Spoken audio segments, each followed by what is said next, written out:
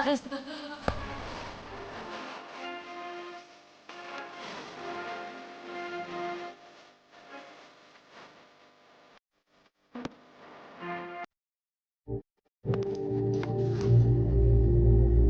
are you doing now? What light? Oh, is that heat though? Or just like... Oh no, the real heat comes out of that. Oh, look at the boat.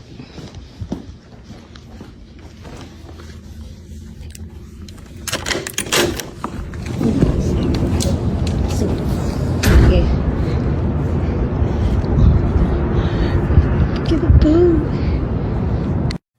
I don't know what we have going on here. So apparently this is Zion Williams, and this woman is alleging that she had a baby that might be his. It says senior citizen fake IG model alleges that Zion Williamson could be the father of her child and is asking for a DNA test. Yeah, I don't know what's going on here. But whatever it is, it needs to stop, to be honest.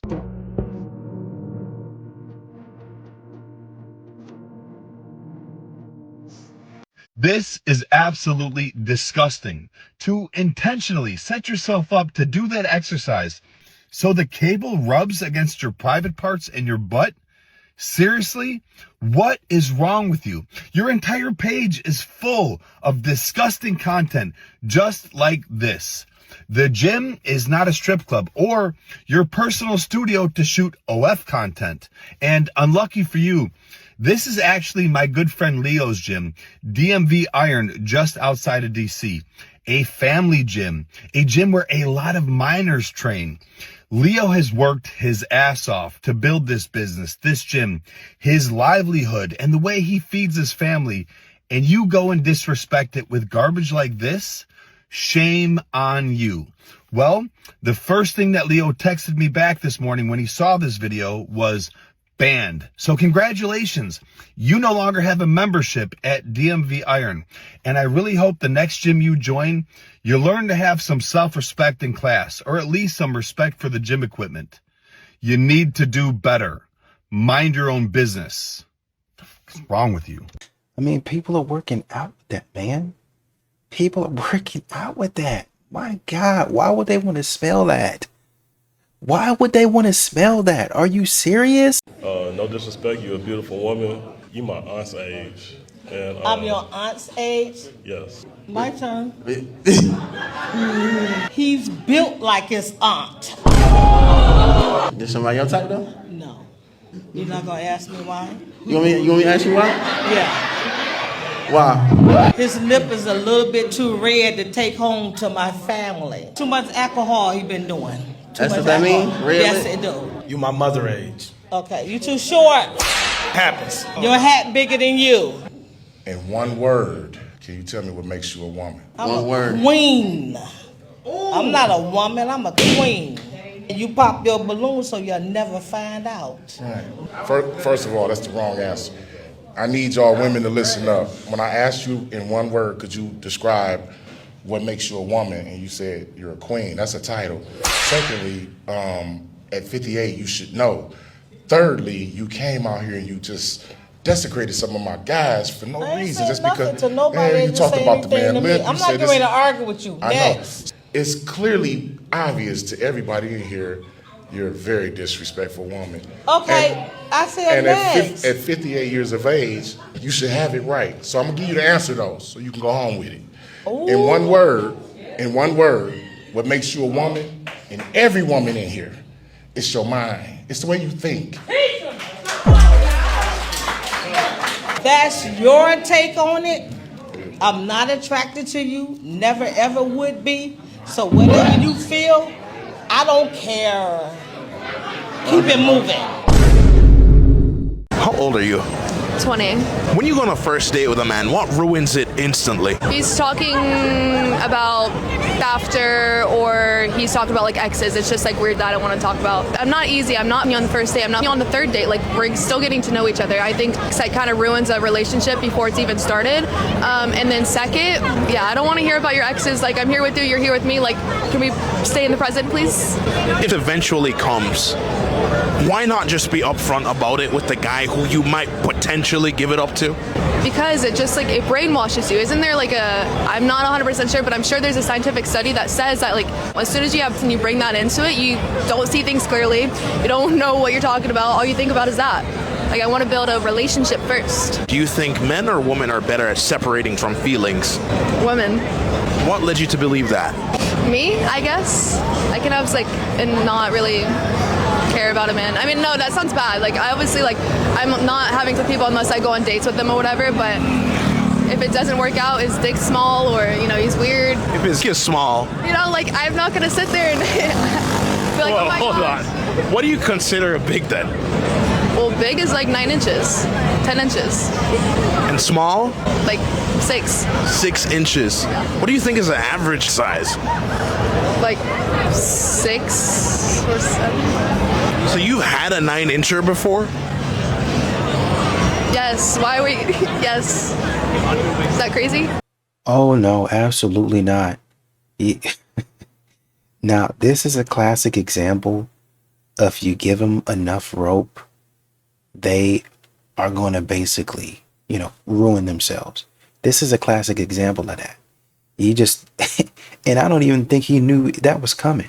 He just let her talk and talk and talk and talk. And this is what we came up with.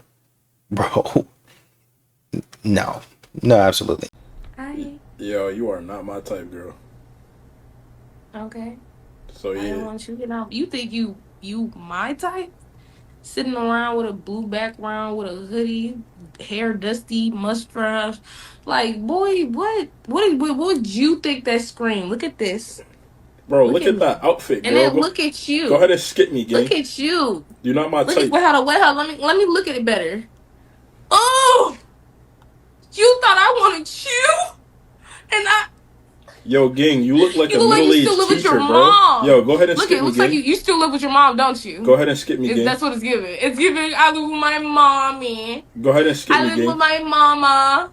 I live with my mother. Go ahead and I'm skip me, sitting gang. on my furniture in my house. Bro, how are you an unemployed teacher, dog? You are unemployed? Go ahead and skip me, bro. You look like a teacher, Unemployed? gang. You look unemployed. Oh, I'm definitely You not look unemployed, unemployed. I'm not unemployed. You're unemployed. Skip me, big dog. I'm actually degrees in. A girl that I matched with on a dating app canceled a date on me yesterday because of my content, and I had a replacement date within the next hour. Here's how I did it. So I'm walking home and I see this really cute girl when I'm crossing the street. So we make eye contact briefly. And then once I fully crossed, I turned back and she was still walking. I said, I need to speak to her. So I caught up with her. I said, hey, excuse me, you're really attractive. I just wanted to make sure I speak to you because you caught my attention. She said, oh, hey, I'm glad you said something. You're very handsome as well. So I said, where are you from? She said, Europe. I said, that's cool. Are you visiting? Do you live here? She said, she's visiting. I said, how long are you here for? She said, she leaves tomorrow. I said, tomorrow? You want to go on a date today? She said, okay.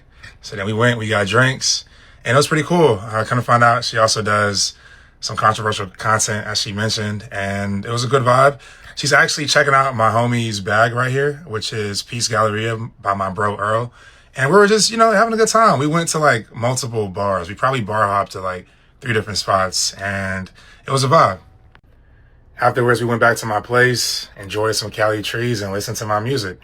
It was a cool time. So to anybody, never let a woman rejecting you make you feel any kind of way. One door closing means there's multiple doors about to open. Secondly, do not strictly rely on dating apps. You need to make sure you have a strong code approach. That way, you just always have a plethora of women that will be available to you. And then lastly, it doesn't matter what a woman does to you when you have so many to choose from. So even to the girl who canceled, and she probably seeing this at some point, I don't care.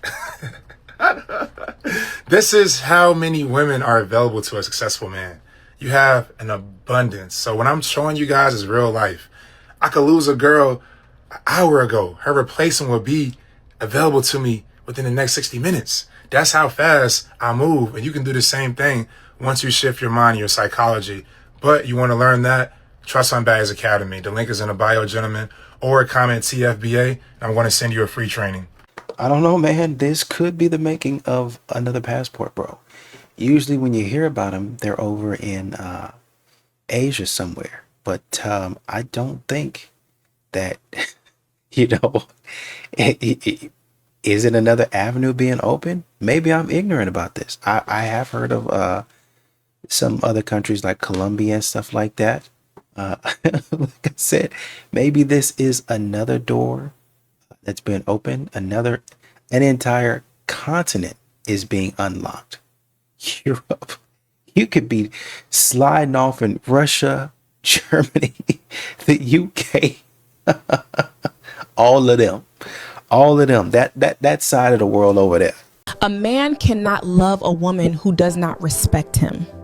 Respect is a big factor to a man. Don't lose him due to being prideful or disrespectful, especially if he is a good man. You can push him away when you don't listen to him, when you speak less of him, creates resentment and lack of respect. Here's the truth most men don't want to hear. Most men today aren't struggling in dating because of the women. They're struggling because they're stuck in their comfort zone. They're slowly draining the life out of them. Because modern society has normalized men living isolated, unmotivated, disconnected, and numb, and passive, emotionally shut down, mentally exhausted, overstimulated, but completely unfulfilled. Sound familiar? Men wake up, go to work, come home, scroll, eat, zone out, maybe play video games, and then repeat. And then wonder why dating feels impossible. Not because these men are bad men, and not because women are the problem, but because they're becoming disconnected from their own life force. A masculine man isn't defined by how much money he makes, or how many women he can attract, or how busy he looks on the outside. He is defined by how alive he feels in the inside, and he owns it outside of his life. His purpose, his discipline, his mission, his momentum, his energy. When a man stops feeling alive, he stops feeling attractive. He stops leading. He stops taking risks. He stops being magnetic. And women feel that instantly. The problem isn't that men can't find good women. The problem is that many men have forgotten how to feel like themselves, how to feel passionate, how to feel present, how to feel purpose-driven and alive. You don't need to become someone else. You need to reconnect with the man you were always meant to be. So if you want to understand modern dating, masculine energy, and how to rebuild real attraction from the inside out, comment coach below and let's chat about how I can help guide you. But I think a lot of times, and I don't think men are opposed to looking at themselves in the mirror and saying, I got to do something different. Once again, in the space, you have a lot of people saying, hey man, get your bag up, get your money up, go to the gym, eat healthier.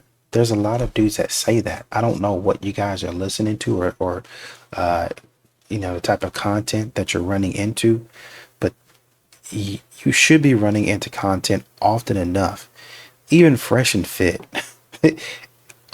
With all of the clowning that they do tell men, I've heard them tell men, get in the gym.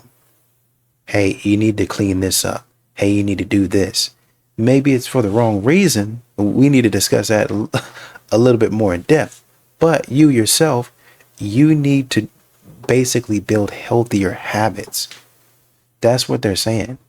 I think men just get basically what a lot of women try to get men to do. Oh man, just try again. Just try. I know you failed, but just try again. And that's where the fatigue comes from. It's like, well, no, I'm not trying again because it's going to be a high price. When the time that they decide, I'm going to try again, they remember the cost.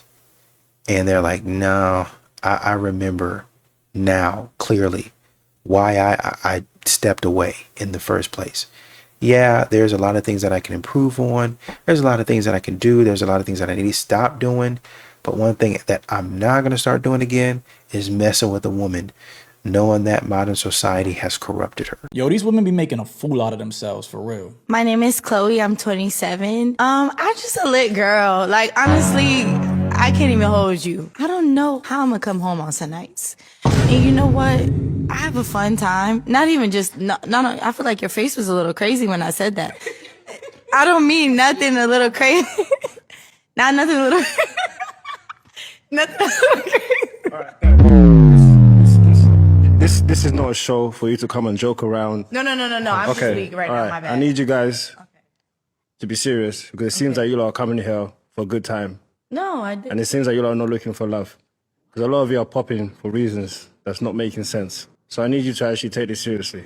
This chick really thought she was doing something by going on a show as popular as Pop the Balloon and acting like a complete buffoon. Straight up talking, hitting the mic, saying dumb, I ain't even gonna hold you. I don't even know how I get home sometime. Like, even dude that's there, like, you supposedly trying to get love on this show, right? And you think saying some weird bird ass like that's gonna get you chosen? Unless she's looking at this like, nah, I'm gonna go up there, make a complete fool of myself, so I'm remembered on this episode and they look for my name and I can get my 15 minutes of fame and maybe take off that way. Like, embarrass herself. Even the host was like, yo, what is this bird doing? So much so that a guy that's not even in camera, behind the scenes, gotta interrupt her to tell her, yo, you're not gonna do that here. You're not gonna act like a clown here. You're here to find love. Even though this is Pop the Balloon, you ain't finding it. But you know the basis of the rules. You're here to find love. Like, why you acting mad weird? You know how you acting. You know how you behaving. Don't do that. This ain't a joke. We take this serious. And he had to put her in her place. And look at her looking like she don't know what the hell's going on. She knows she acting like a bird, a buffoon. You know what the hell you saying, looking stupid as hell. And then they cut to the guy and he's laughing about it. He's like, yeah, I ain't choosing this hoe. Like, ain't no way. So good thing. This was dope. I like that he put on her place and had to say some, we need more of this when they start acting crazy, thinking that this is about them and not about they. So these buffoons is crazy. I get a new job actually in COVID. So I'm no longer in pharmaceutical sales. I go into tech sales. We start going into the office. I will speed this up a little bit to get to like the good parts, but we start going into the office and my office is right by Penn Station. And I am exposed to this fancy, like luxurious tech salesman lifestyle that I had no idea existed. It's people my age.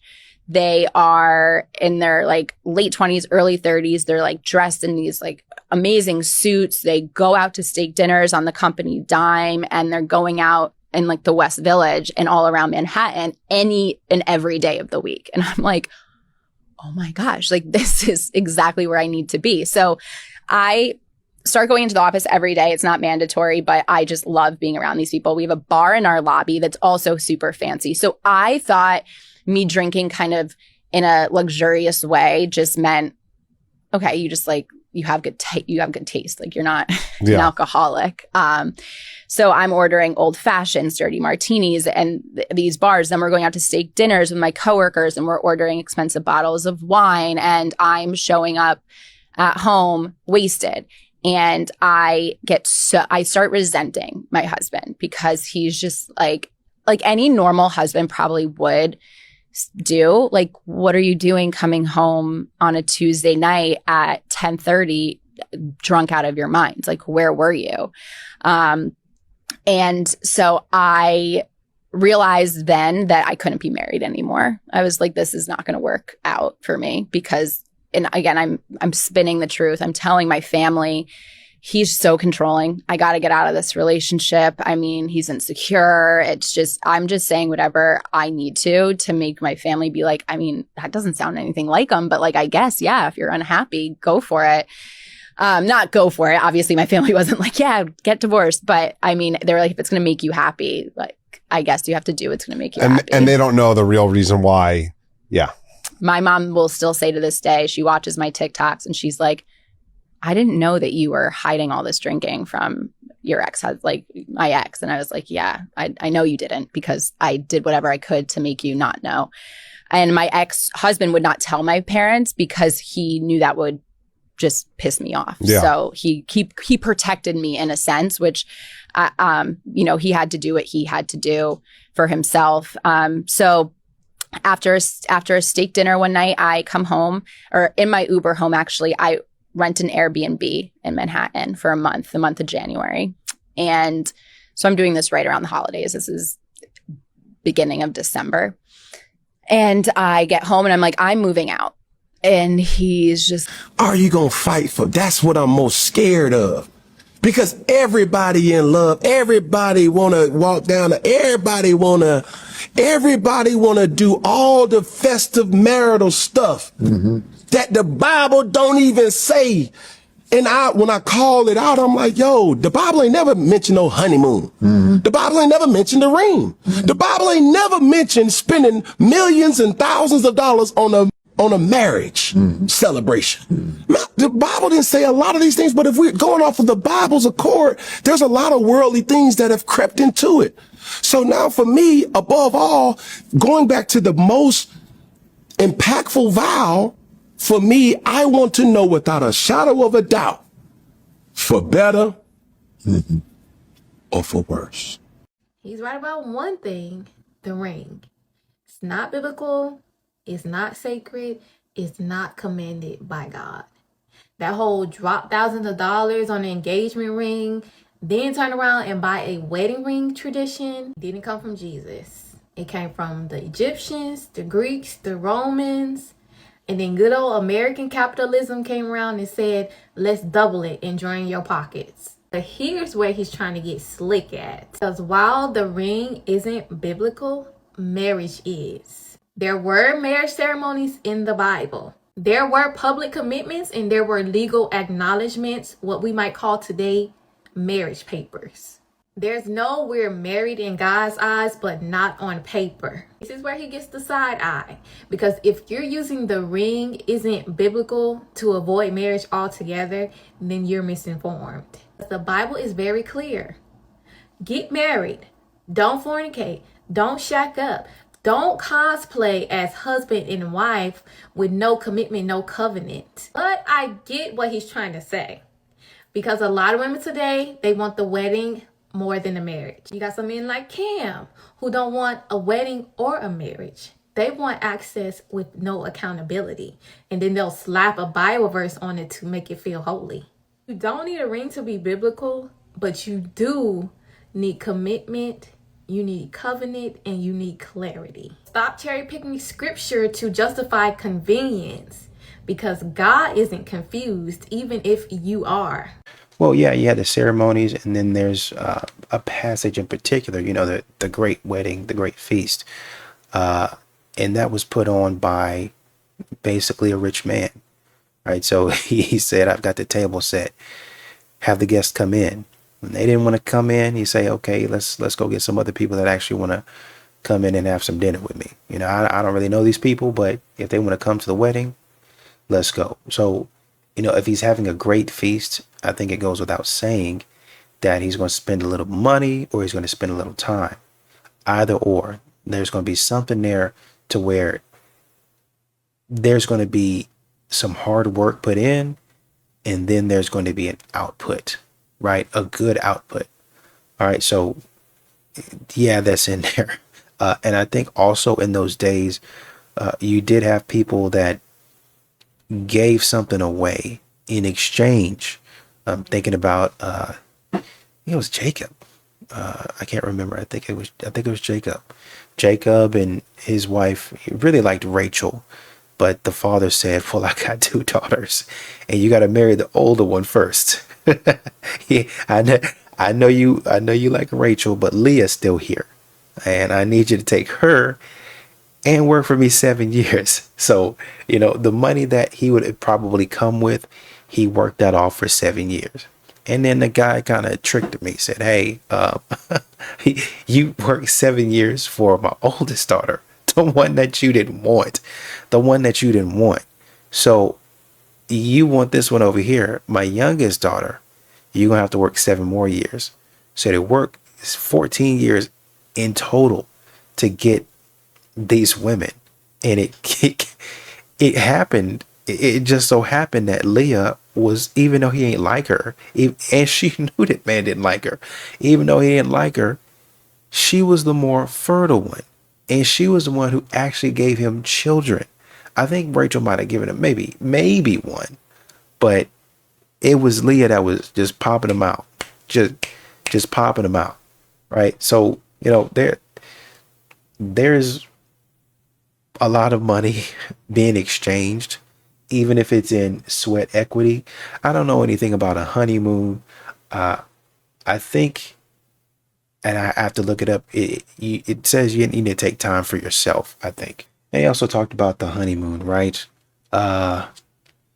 It's not necessarily in there, but I think there is a verse in there that talks about when a man first gets married, then basically don't send him out to war. Give him a little time, to kind of do his thing.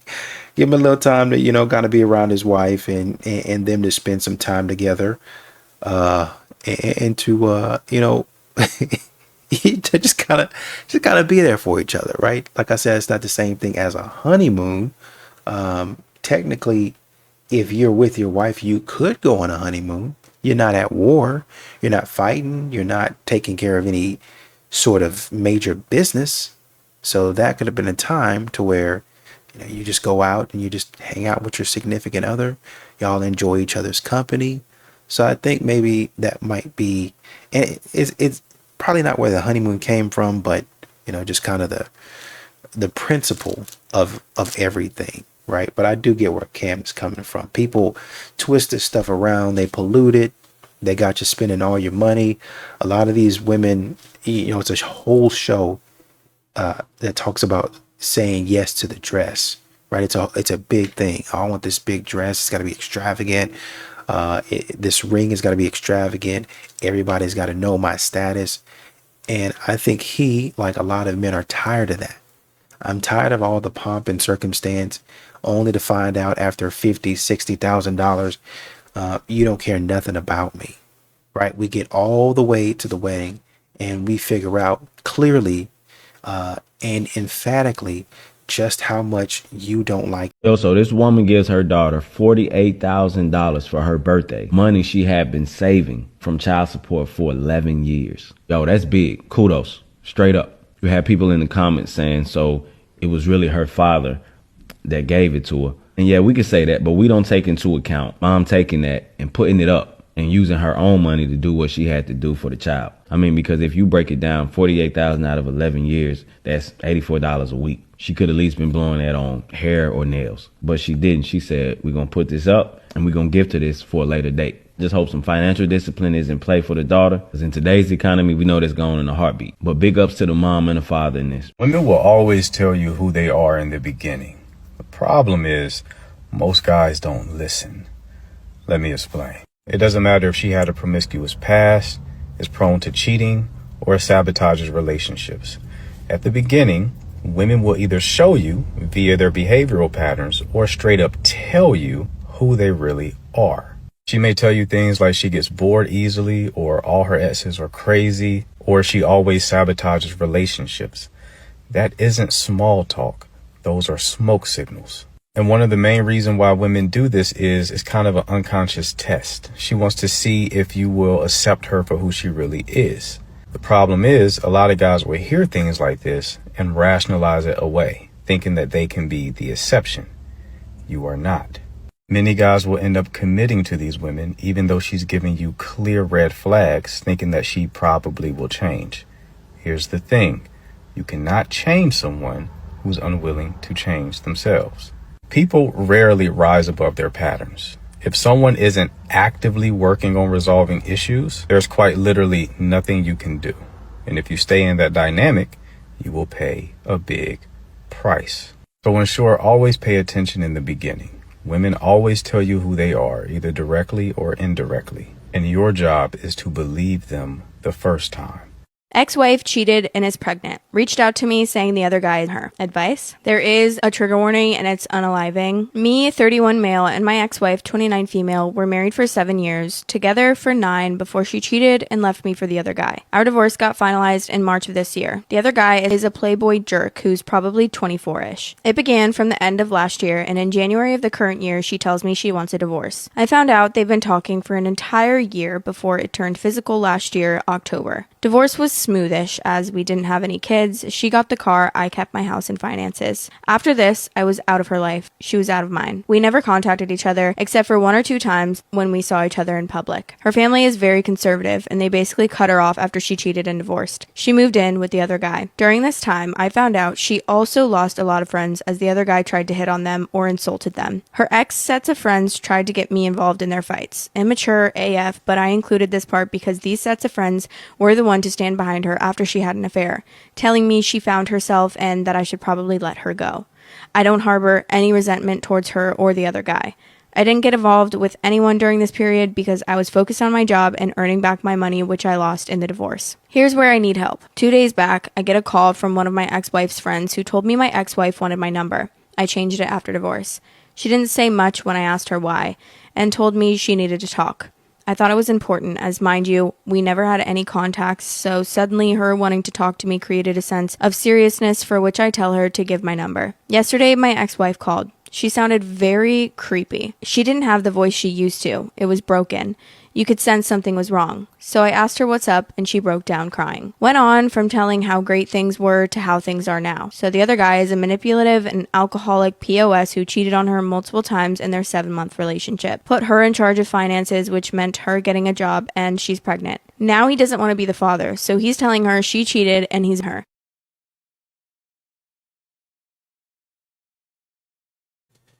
So, this one ends pretty badly. She had it on her YouTube, and essentially the gist of it was she called him, and he picked up, and they talked for a little while, and I think she called him again, and they talked for a little while again, and she ended up telling him how good of a person he was,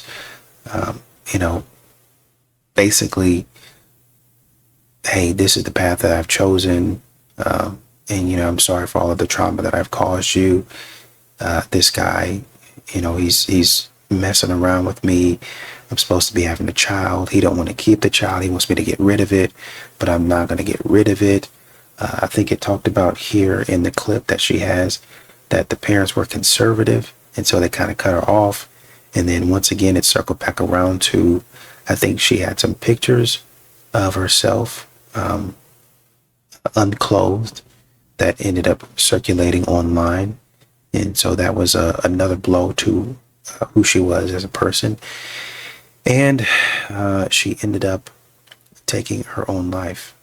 So it's, it's a tragic ending, and it's a terrible ending. And, you never want to rejoice about things such as this. And I think this is, kind of what men talk about when they say, you got to be careful. People talk about, the grass is always greener, but, you need to water your own grass, water your own lawn. So maybe, just maybe, you can have green grass like them. And maybe, just maybe, the grass that you think is green is actually brown. They just spray painted over it, and now it looks green. But over time, those weeds are going to start growing up, and it's going to look like it looked in the first place because they're not tending to their lawn. God rest her soul, and that's unfortunate. It really is unfortunate. But you got to be careful out here and be vigilant. I'm never giving a man thirsty energy ever in my entire life. How about not thirst? It's not thirst. That's a mental. We're men and women. We're created a way for a certain reason. I'm never chasing a man ever in my entire life. I'm never, ever, ever going to be, oh, pick me.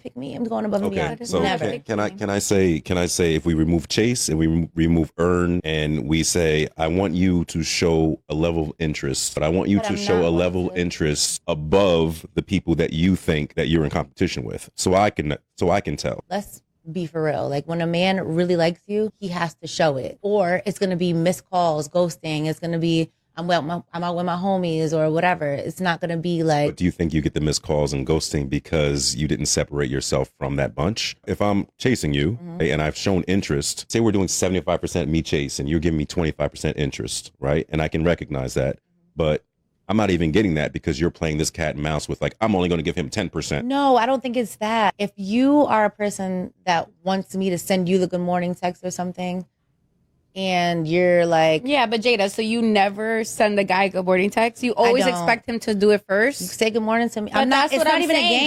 That's the thing that men want that too. But that's, for me, you just said it's not even a game. But that is a game. I'm for not you gonna to wake sit up. here and But you say started saying it's not a game. That's a game. That's not me, but that's what I feel as though men do. No, wait, baby. You Guys want that too. You Guys just want admitted that it's too. part of a game. You said it's not even a game.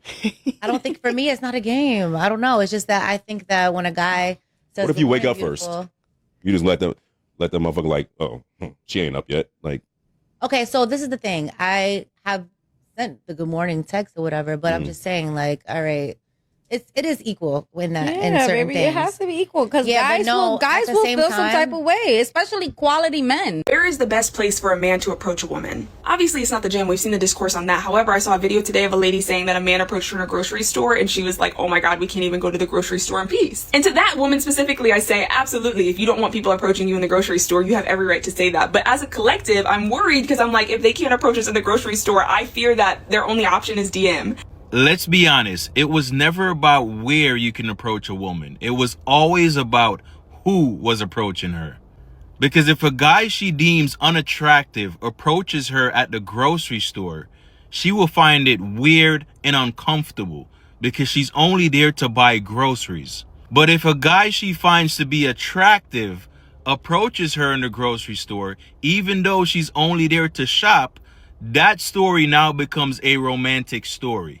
Now, to her point about getting a DM, it's no different because if a guy who's unattractive slides in your DM and says, damn, you fine, you instantly think he's weird. But if an attractive guy sends you the same message, you're more than likely going to respond with a smiley face. A dream a lot of successful men are going to have to let go of is trying to find somebody who loves them for them. Once you get to a certain point, you've crossed a threshold where you're just not normal anymore. So you can't have normal expectations for the people around you. And this is actually where a lot of successful men have their downfall because they keep growing, succeeding, gaining more popularity, and they're still attracted to the people they were attracted to before they were successful. Which is where we run into the situations, if she's not toxic, that is where she's asking you to spend more time with her, to get off your phone, to stop working so much. It doesn't mean either of you are bad people, but you keep trying to force a reality that you no longer live in. Once you let go of the dream that somebody will love you for you and accept that you are no longer that person, then you can start aligning with the reality you're in instead of where you're trying to force yourself to be,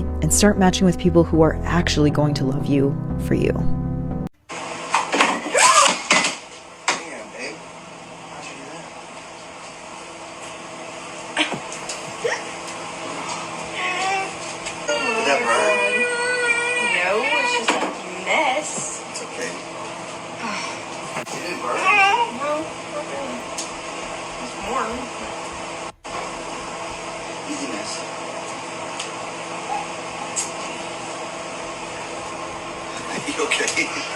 The way that man just lifted his wife and baby out of the way and then everything else afterwards might seem small, it might seem boring, but it showcases what a good man brings to a relationship. Because let's face it, I think it was the baby's fault. I think I saw the baby grab the coffee, but then the mom just froze and she wasn't doing anything. So then he, as the problem solver, jumped in. He absolutely set the emotional tone. He stayed very level. He didn't get upset, but he was worried about her burning herself. And he asked her like 3 different times if she was okay. Problem solver, doer, and protector, all wrapped up into one good man. Things I no longer do because I have a husband. Starting strong out the gate, pay bills.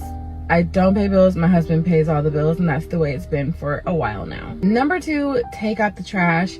Occasionally when my husband is not home, I will take out the trash, but it's very much a blue job in our house, and I primarily do not take out the trash. Number 3, pump gas. I will let my car sit there until he refills my gas tank, and I will take the Tesla, which is his car, until he fills up my gas. Number 4, cut the grass, change air filters, go in the attic, like anything around the house that doesn't involve decorating, I'm not doing it. Number 5, I think this is pay for dates. My husband pays for the dates, unless I decide, you know what, I want to treat my man to something special, which I definitely do.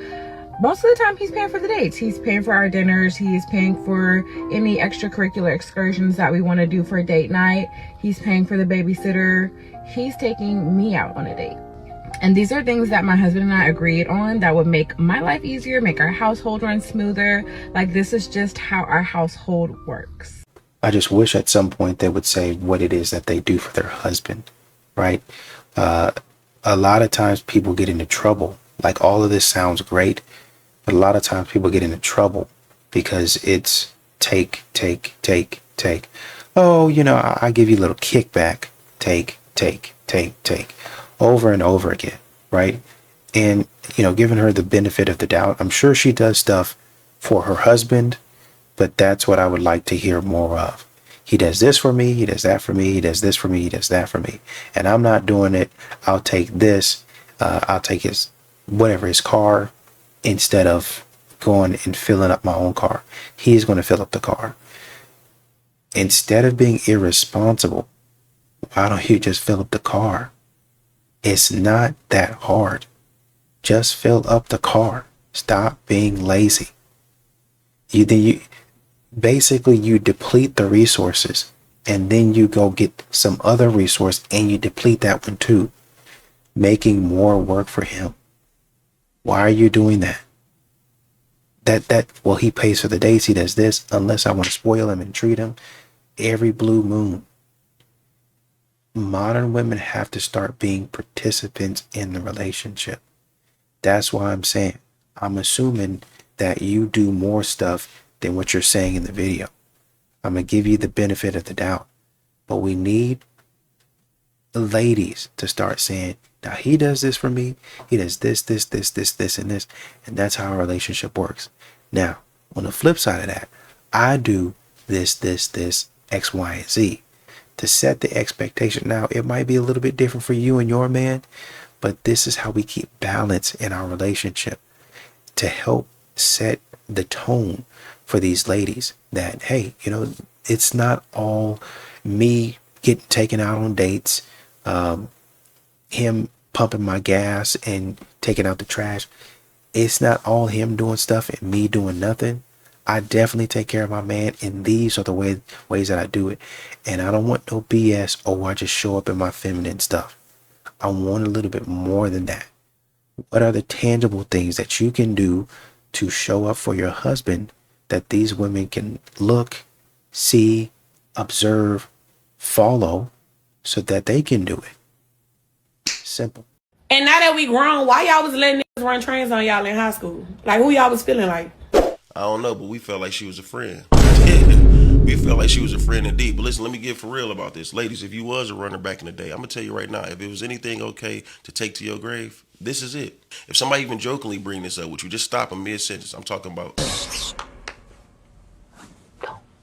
Man, stop playing. But listen, let me follow up your question with a question. And this for guys and girls. Who y'all really feel like was wrong in the train? Because I don't feel like it was a runner. That's kind of low-hanging fruit. I get it, though. She had multiple guys jumping up and down on her in the nude. Okay. But no, I don't think she was wrong.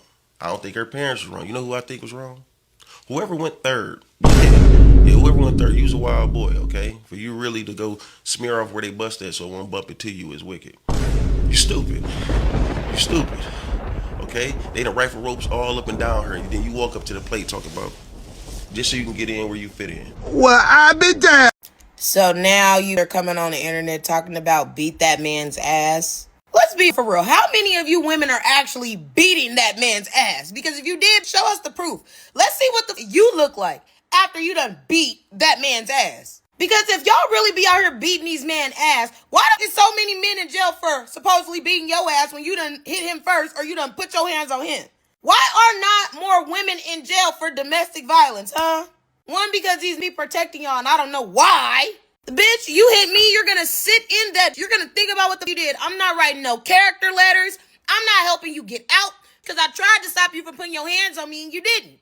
You care too much. That's the problem. Go inside these heads once they put their hands on you. I don't give a... I don't advocate for domestic violence, but you be getting away with...